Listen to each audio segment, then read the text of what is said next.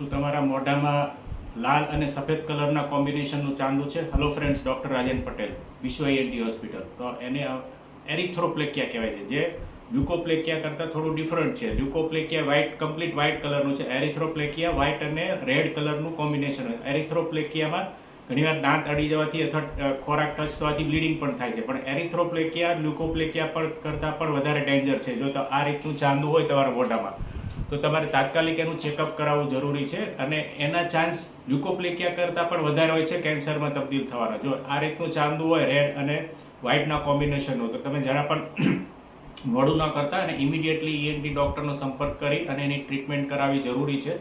જો બાયોપ્સીની જરૂર હશે તો પણ ડૉક્ટર તમને કહેશે.